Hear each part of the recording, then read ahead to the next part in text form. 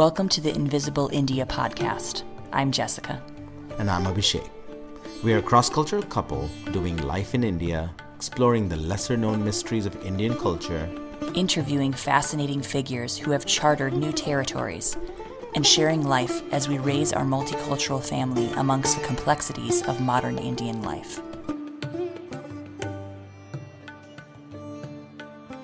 I wanted to share a little bit about what it means to me having a white identity living in India or being immersed in Indian communities. So my story goes back till about 2006 when I started to engage with Indian communities. I went in 2006 to work for a small IT company, and this was not in a large city. This was in a smaller city where most of the visitors and foreigners there were there for religious tourism. So there weren't a lot of people there with professional identity or people who were really wanting to engage in relationships with local people and friendships and just kind of make their life there. There were a lot of people that wanted to learn and explore, and I think a lot of people did have a respectful learning posture. But local people didn't really take it that way, and local people generally didn't have a lot of respect for who they would call just like the hippies or the gande log, like dirty hippie people. That was the perception of most foreigners in India. So, which is sad, not always necessarily true, but it is what it is. From 2006, I've basically found myself interacting with Indian people of many different creeds and social statuses, and I've been really thankful to be able to observe the many different kinds of India that exist, what that means as an identity, and the various different communities, how they interact with one another. So certainly not an expert. I think anyone that claims to be an expert on India is fooling themselves. But my observations come from really being an outsider that's kind of been graciously adopted as someone that, not an insider, but somebody that is a non-threatening alongsider, I suppose. So I got married with my husband in 2010, who is from India and from the state of Bihar, which is kind of like unfortunately, has been kind of a curse word in India, you're from Bihar, which is really, really sad because it's not at all as bad as what people think. I think that Bihari people are some of the most gracious and humble people that I've interacted with and get a bad rap for sure. I mean, certainly there are things that some of the stereotypes are true about Biharis, but many of them are not. So I just want to say that out front. So anyhow, I got married with my husband Abhishek in 2010 and had been living in India for a couple of years at that point. We lived in the U.S. for 6 years as a married couple, had our first child there, and then moved back to India in 2016, where we've been living ever since. People perceive me to be kind of an outsider of like, oh, who's that? Just from the way that I look, I don't look Indian at all. People from what look at me might think, oh, she's an observer, or once they get to talk to me, they realize that, oh my gosh, I actually have a lot in common with you. And so that's one thing that I really enjoy, is having shared the last 12 years really being immersed in Indian culture. I do feel that a lot of these Indian cultural elements, history, things that have happened, I can relate to in many ways. So that's something that I appreciate. However, one thing that I can't take on myself is the identity of actually being Indian, or the history, the ethnic history of what that actually means to be Indian. And so I think that's something that we have to be extremely careful about as people who are observing a culture, or even cross-culturally married within a culture that you're the minority in, is as a white person not appropriating that culture quickly because you want to master it or be appeared as being so adjusted within it. And I think that it has to be done really slowly and really mindfully and carefully. And really, I would say you should be invited into this. And I wouldn't jump into something without being invited into it. Indian people in general are very invitational. They will invite you into a lot of their lives. And sometimes it's appropriate to decline when you feel that you're crossing a line. And I think it's important to build those instincts. So being a white person, there are a lot of undertones that you carry just from being white.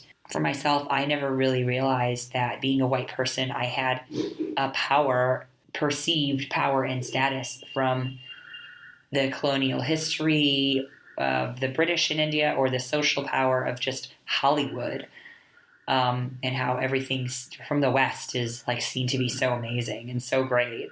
And just me being from that culture, people ascribe those values to me of being wealthy or having some kind of status or power, which I might not feel like I have, but I do in comparison to many of the people here. So realizing that presented me with kind of an internal dilemma of, oh my goodness, I don't want to be this powerful, beautiful, classy person. That's not really me, but that's how people see me. And it's kind of a strange thing to go through. And one of the ways that I've learned to cope with that, I'm in my 30s now. I'll, ask me again in a few years once I'm out of this life phase, and I'm sure it'll change. But one of the ways to cope with this as a young mom right now is just learning to defer to other people and learning to ask them questions and learning to not deny the fact that people think that you're beautiful or wealthy or powerful or whatever it may be.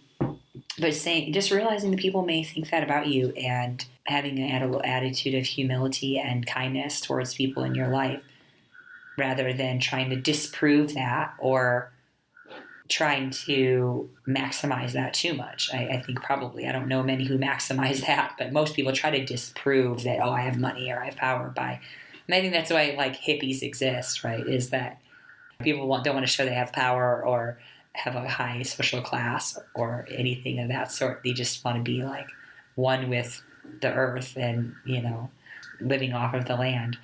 And I can appreciate that. I can appreciate that as a reaction, but I think we have to acknowledge that that's not a real reality of, I think Indian people can see through that. They know that you're trying to escape from something. This isn't really who you are entirely. You're never going to be a poor Indian person just by dressing like one or by eating dal chawal every day. That's not what it's about.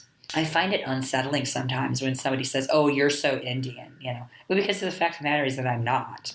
As much as I can adapt culture, as much as I can be, fluent in Indian languages, the fact of the matter is I'm not Indian. So understanding the history and everything that comes behind that is crucial to knowing that actually I haven't participated in the struggles of these people, but yet I still reap the benefits. Just being comfortable in your skin as a foreigner in Indian can be really difficult because you do get so much attention from others. Because you're different, and Indian culture values difference, but to a point. So being different automatically means that you want attention. And that's why these pageants and these, child talent shows and everything exist, because everyone wants to be different. Everyone wants to be admired. But just because of who you are, I don't think that deserves any admiration. I think in the West, we realize that it's an achievement. It's achievement that actually makes you admirable, not just having white skin. So I think that is really challenging to work through. Getting to that place of diverting the attention from yourself can be a good tactic to kind of settle into your own skin and find friends that want to appreciate you for who you are and not just because you're like their trophy white friend, or if you're not white, like just your trophy foreign friend. It can be really helpful to kind of navigate these differences. I think a person can appreciate all things Indian while still maintaining your own identity. You don't have to take on every single thing Indian in order to appreciate the culture and appreciate the people. And I think just realizing that you're raised with values and things that were different that make you different, but you can still appreciate and engage with the culture. So I think it's important to have reverence for India and never like flippantly claim that, I'm becoming Indian, when you really haven't shared in the struggles of what that really means. So those are my thoughts on being white in India. Glad to share a lot more. Please leave comments for me, write to me, and let me know what you think about this topic. It's a heavy topic. It's a very loaded topic. Happy to engage more on this in the future. I think another thing that would be interesting to talk about is the difference between male and female, how maybe foreign men are treated differently than foreign women, or the perceptions of what it means to be a foreign guy or foreign girl. I think there are some really heavy and like super nuanced stereotypes that are attached to being white and living in India, and we can explore those on a separate episode. But for now, that was my initial thought. Thanks for listening.